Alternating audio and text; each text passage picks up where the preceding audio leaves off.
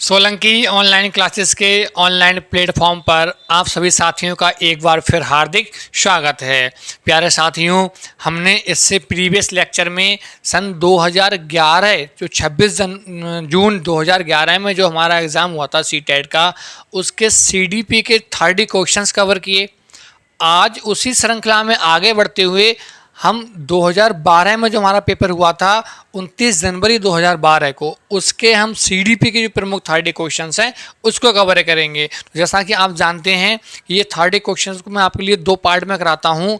पहले 15 क्वेश्चन, फिर second part में आगे फिर 16 टू 30 क्वेश्चन ये आपके कराए जाते हैं। तो चलिए देर ना करते हुए शुरुआत करते हैं। जो भी प्यारे साथी चैनल पर नए हैं, चैनल को लाइक कीजिए, सब्सक्राइब कीजिए और इन वीडियोज़ के लिए, प्रैक्टिस सेट्स के लिए अधिक से अधिक शेयर करते रहिए, जिससे कि आपको, आपके साथियों को इसका लाभ मिल सके। और आप जानते हैं कि ये जितने भी आपके लिए सेट्स कराए जा रहे हैं, इनकी पीडीएफ फॉर्म आपके लिए टेलीग्राम चैनल पे प्रोवाइड कराई जा रही है। तो जिन साथियों ने टेलीग्राम ज्वाइन ना किया हो वो टेलीग्राम ज्वाइन कर लें और ये आपके लिए पीडीएफ आपके लिए मिल जाएंगी, जिससे कि आप बाद में भी इनका प्रैक्टिस करते रहें। तो चलिए देर ना करते हुए आज शुरुआत करते हैं इस सेट 2012 का, जिसमें आप देख रहे हैं पहला प्रश्न आपके लिए स्क्रीन पर दिया हुआ है। ये कहता है जब बच्चा फेल होता है, प्रश्न को समझिए ध्यान से, जब बच्चा फेल होता है तो इसका तात्पर्य है, इसका अर्थ क्या है। ऑप्शन ए कह रहा है बच्चे ने उत्तरों को सही तरीके से याद नहीं किया है। बी, बच्चों को प्राइवेट ट्यूशन लेनी चाहिए थी।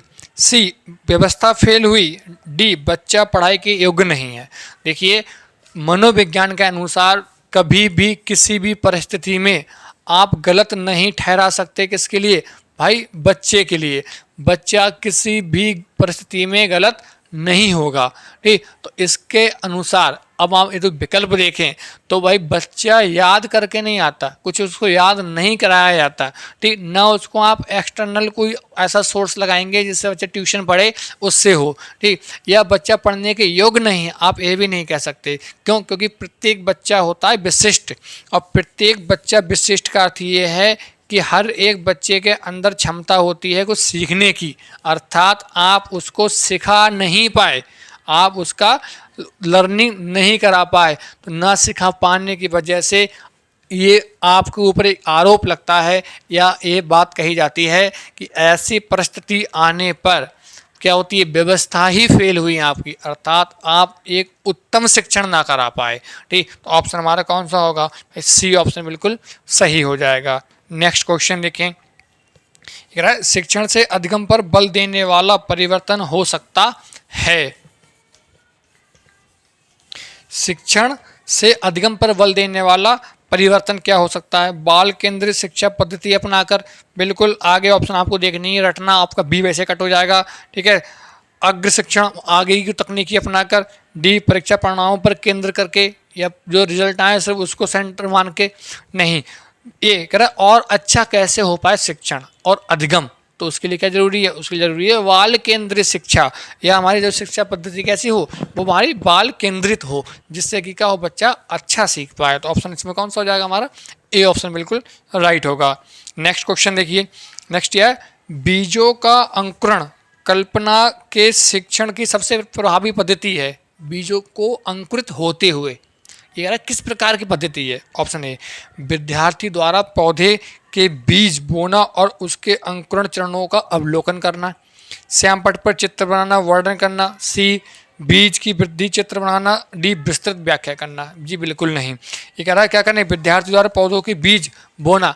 विद्यार्थी से कहें कि वो क्या करे, पौधों के बीज को बोए और उसके बाद उसके अंकुरण होने की जो दर है, अंकुरण होने की जो परिस्थितियां हैं, उन सबका क्या करें, अवलोकन करें, प्रत्येक पहलू का क्या करें, हम अध्ययन करें। तो ऑप्शन हमारा फिर से कौन सा होगा? अगेन ए राइट होगा हमारा इसमें भी। नहीं, नेक्स्ट यार समावेशी शिक्षा है, बहुत ही इजी क्वेश्चन है। समावेशी शिक्षा क्या है? कक्षा में विविधता उत्सव मनाती है। दाखिले संबंधी कठोर, बी हमारा वैसे कट। ठीक, सी, तथ्यों को शिक्षा मतोरोपण से संबंधित है, क्या उस पर मतारोपण का अर्थ होता है कि उसमें थोप देना। डी, हाशिए पर स्थित वर्गों से शिक्षकों को सम्मिलित करने के संबंधित है।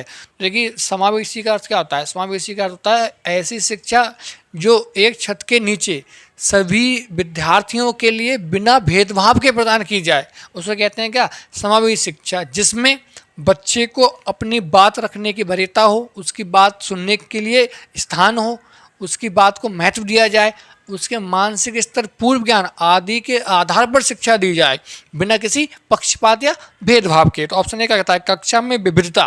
विविधता मतलब ये कि विभिन्न प्रकार की गतिविधियां, विभिन्न प्रकार के पहलू, हर एक पहलू को क्या हो एक उत्सव मनाते। उसका मतलब ये है कि उसे क्या दिया जाए? वरीयता दी जाए। तो ऑप्शन हमारा इसमें भी कौन सा होगा? ए ऑप्शन हमारा बिल्कुल राइट होगा। चलिए नेक्स्ट क्वेश्चन, किस प्रकार के प्रश्नों को वस्तुनिष्ठ प्रश्नों की श्रेणी में रखा जाता है?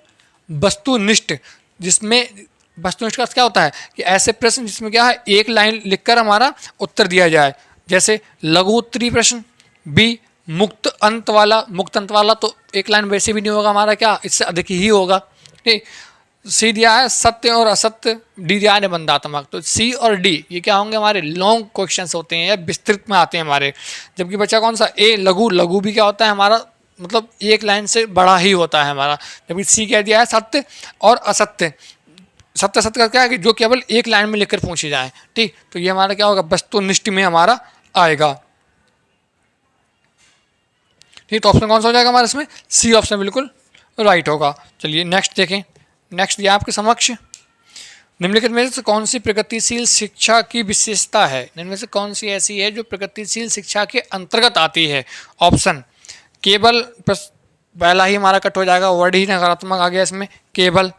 बी दिया है परीक्षाओं में अच्छे अंक। अच्छे अंक का महत्व नहीं होता, बी भी नहीं होगा हमारा। सी वार वार ली जाने वाली परीक्षाएं, ये भी नहीं। डी समय सारणी और बैठने की व्यवस्था में कैसा हो? लचीलापन हो, बाल केंद्रित हो। ऑप्शन हमारा कौन सा हो जाएगा भाई? डी इसमें भी राइट होगा। नेक्स्ट क्वेश्चन देखिए, एक शिक्षक प्रश्न पत्र बनाने के बाद यह जांच करता है कि क्या प्रश्न परीक्षण के विशिष्ट उद्देश्यों की परीक्षा ले रहे हैं। यह मुख्य रूप से प्रश्न पत्र की बारे में चिंतित है। किस बारे में चिंतित है? तो ये कहने का अर्थ ये है कि जो प्रश्न पत्र बनाया था अब उसका ये एनालिसिस कर रहा है शिक्षक कि क्या ये में उद्देश्यों की प्राप्ति कर पाएगा। ठीक, इसलिए क्या कर रहा है? एक बार रीचेक कर रहे हैं उसके लिए। तो ये संपूर्ण विषय वस्तु को शामिल करने। बी प्रश्नों के प्रकार। सी विश्वसनीयता। डी वैधता। तो ये क्या है? ये दिख रहा है कि उद्देश्यों की प्राप्ति कब होगी? जब हम सभी पहलुओं को कवर करते हुए चले, प्रत्येक पहलू को टच करते हुए चले हमारा। तो कौन सा होगा इसका? ऑप्शन होगा हमारा ए, कि संपूर्ण विषय वस्तु को क्या करना? शामिल करने के लिए, चाहे वो शैक्षिक हो और सह शैक्षिक दोनों हो। तो ऑप्शन हमारा कौन सा होगा इसमें? A option is right answer. चलिए नेक्स्ट क्वेश्चन देखें। नेक्स्ट दिया है विवेचनात्मक शिक्षण शास्त्र का यह दृढ़ विश्वास है कि शिक्षार्थियों को स्वतंत्र रूप से तर्कणा नहीं करनी चाहिए। मतलब क्या बच्चे स्वतंत्र ना हो? Option A wrong. बी बच्चे स्कूल से बाहर क्या सीखते हैं यह अप्रासंगिक है, मतलब इस पर कोई महत्व नहीं दिया जाए। ऑप्शन बी भी रॉन्ग। सी शिक्षार्थियों के अनुभव और प्रत्यक्ष लाभ महत्वपूर्ण होते हैं। जी बिल्कुल, शब्द ही हमारा आ गया सकारात्मक, कि बच्चों के अनुभव बहुत अधिक रखते हैं महत्व। तो अर्थात ऑप्शन हमारा कौन सा होगा? सी ऑप्शन राइट होगा हमारा। नेक्स्ट, विद्यालय आधारित आकलन मुख्य रूप से किस सिद्धांत पर आधारित है या होता है? ऑप्शन ए देखिए, बाह्य परीक्षकों की अपेक्षा शिक्षक अपने शिक्षार्थियों की क्षमताओं को बेहतर जानते हैं। जी बिल्कुल, यदि आपके लिए एक बच्चे का आकलन करना है या उसका मूल्यांकन करना है तो उस मूल्यांकन के लिए मान लीजिए दो शिक्षक आते हैं उसका मूल्यांकन करने, दो प्रकार के शिक्षक। अब एक वह कि जिसने क्या किया है? बच्चे को शिक्षा दी है या शिक्षण किया है। एक वह जिसने नहीं दी, वो सिर्फ क्या करने आता है? वह आता है उसका आकलन करने। तो इन दोनों में सबसे अच्छा आकलन कौन कर पाएगा? सबसे अच्छा आकलन वह कर पाएगा जो बाह्य है, मतलब जो बाहर से आया है, जो बच्चे से कोई परिचित नहीं है, या वह जो प्रतिदिन बच्चे के से संपर्क में रहता है।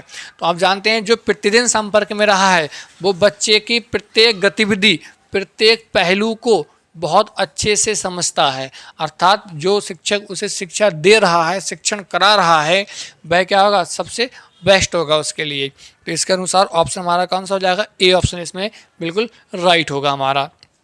चलिए नेक्स्ट क्वेश्चन देखें। शिक्षार्थी व्यक्ति विभिन्नता प्रदर्शित करते हैं, मतलब बच्चे अलग अलग होते हैं, बिल्कुल सही बात है। अतः शिक्षकों को क्या करना चाहिए, सीखने के विविध अनुभवों को उपलब्ध कराना चाहिए। बी कठोर, आपका रॉन्ग हो गया, नकारात्मक शब्द है वैसे ही। बी सी परीक्षा में संख्या बढ़ा देनी चाहिए, बिल्कुल नहीं। डी अधिगम एक समान गति पर बल देना चाहिए, बिल्कुल नहीं। बच्चे जब व्यक्ति विभिन्नता का प्रदर्शन कर रहे हैं, अलग अलग हैं, तो आप एक ही गतिविधि, एक ही शिक्षण विधि कैसे अप्लाई कर सकते हैं, संभव ही नहीं है हमारा। ठीक, तो ये क्या हो दिया है, अनुभवों को, ए ऑप्शन हमारा क्या होगा इसमें राइट। सीखने के विभिन्न प्रकार के अनुभवों, विभिन्न गतिविधियां, विभिन्न शिक्षण विधियां क्या करें, प्रयोग करें, तो ऑप्शन हमारा कौन सा होगा, ए इज राइट आंसर। नेक्स्ट देखिए, निम्नलिखित में से कौन सा विकास का सिद्धांत है, सभी की विकास दर समान नहीं होती। बी विकास हमेशा रेखीय होता है, जी बिल्कुल नहीं। सी ये निरंतर चलने वाली प्रक्रिया नहीं है, बिल्कुल रॉन्ग। विकास निरंतर चलता है, ये निरंतरता के सिद्धांत का पालन करता है।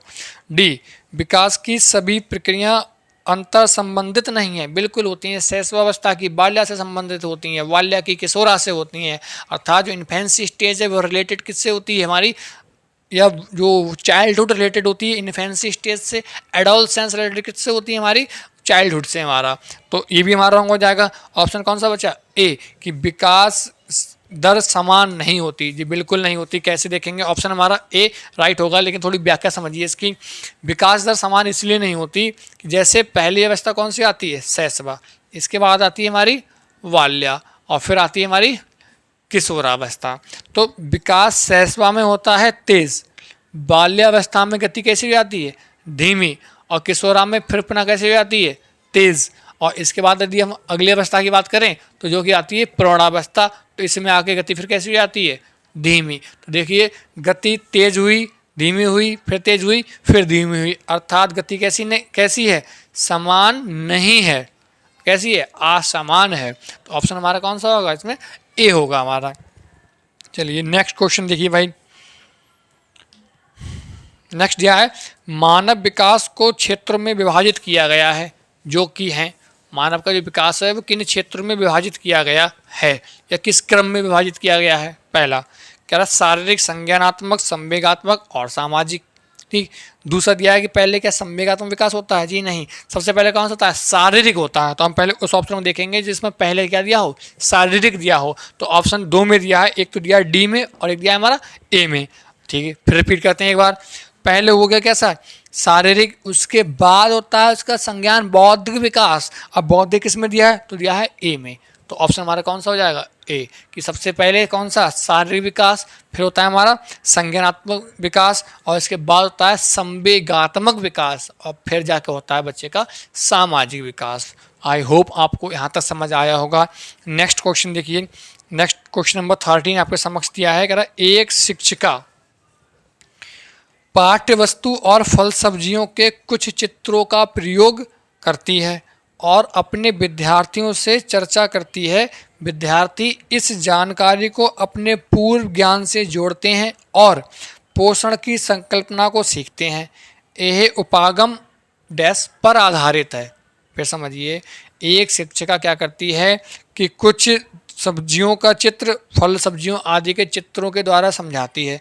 बच्चे इनको देखकर एक पोषण संबंधी जो टॉपिक है, ये जो संकल्पना है, उसे क्या करते हैं, प्रस्तुत करते हैं, उसके लिए सीखते हैं। ये उपागम जो है वो किस प्रकार का है। ऑप्शन ए अधिगम के शास्त्रीय अनुबंधन, बी पुनर्बलन सिद्धांत, रीइंफोर्समेंट देना उसके लिए, सी अधिगम के लिए सक्रिय अनुबंधन, और डी ज्ञान का निर्माण। भाई ये क्या है, ये नई संकल्पना को क्या दिया, बच्चों ने जन्म दिया। नई संकल्पना ने जन्म लिया किसके अंदर, बच्चे के अंदर, जो किस पर आधारित थी, तो हमारी ये आधारित थी उसके पूर्व ज्ञान पर। अब पूर्व ज्ञान में यहाँ पे क्या होगा, ध्यान से समझिए।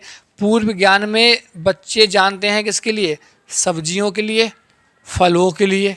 ठीक, ये उनका पूर्व ज्ञान है, और उन्हें पता है ये सब कैसे होते हैं, ये सब पोषक तत्व होते हैं जो उनकी आवश्यकता हमारे लिए प्रतिदिन होती है, या हमारे बॉडी के लिए ये फिजिकल रिक्वायरमेंट है हमारी, ये डेली नीड्स होती हैं हमारे लिए। ठीक, ये क्या है, ये उसकी संकल्पना है। ये क्या हुआ, ये है नवीन ज्ञान, ये है हमारा पूर्व ज्ञान। तो जन्म किसने लिया, नवीन ज्ञान ने, अर्थात यह क्या है, ज्ञान का निर्माण है। तो ऑप्शन कौन सा होगा हमारा, डी ऑप्शन राइट होगा हमारा। नेक्स्ट क्वेश्चन देखिए, कह रहा जब बच्चे की दादी उसकी माँ की गोद से लेती है तो बच्चा रोने लगता है, बच्चा के कारण रोता है। बहुत ही महत्वपूर्ण प्रश्न है।